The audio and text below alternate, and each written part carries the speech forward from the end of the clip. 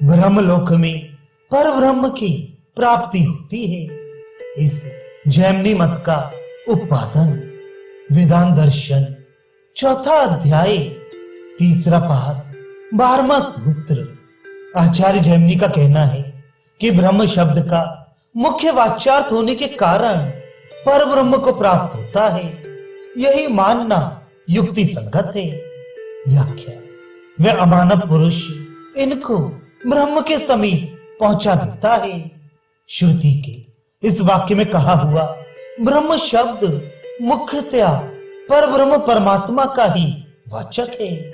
इसलिए अर्ची आदि मार्ग से जाने वाले पर ब्रह्म परमात्मा को ही प्राप्त होते हैं, कार्य ब्रह्म को नहीं। जहां मुख्य अर्थ की उपयोगिता ना हो वहीं गौण अर्थ की कल्पना की जा सकती है।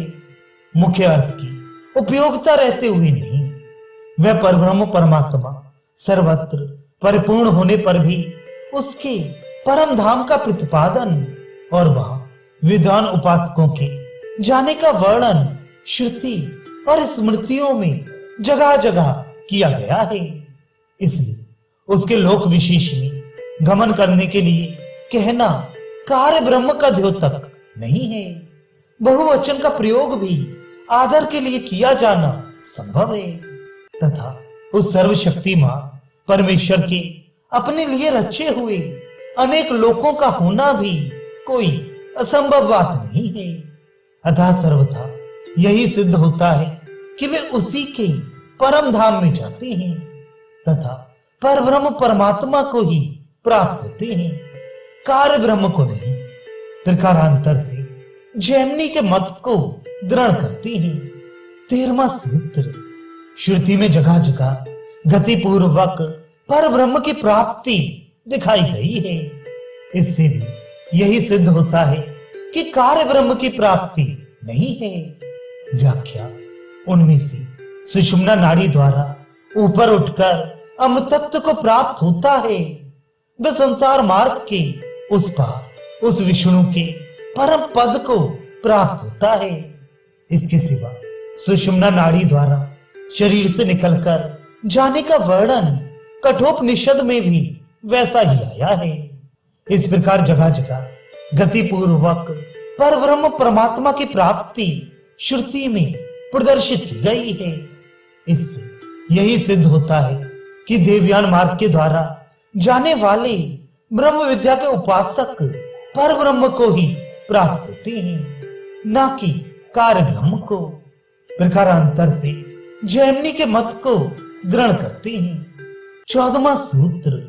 इसके सिवा उन ब्रह्म विद्या के उपासकों का प्राप्ति विषयक संकल्प भी कार्य ब्रह्म के लिए नहीं है।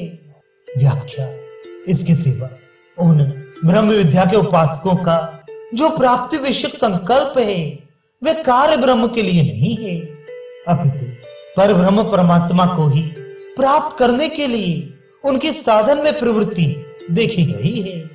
इसलिए भी उनको कार्य ब्रह्म की प्राप्ति नहीं हो सकती, पर ब्रह्म की ही प्राप्ति होती है।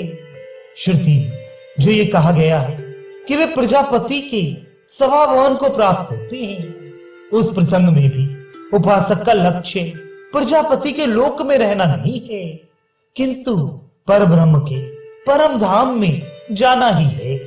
क्योंकि वहां जिस यशों के यश यानी महायश का वर्णन है वह ब्रह्मा का ही नाम है। यह बात अन्यत्र श्रुति में कही गई है तथा उसके पहले के प्रसंग से भी यही सिद्ध हो सकता है कि वहां साधक का लक्ष्य पर ब्रह्म ही है। इस प्रकार पूर्व पक्ष और उसके उत्तर की स्थापना करके अब सूत्रकार अपना मत प्रकट करते हुए सिद्धांत का वर्णन करते हैं।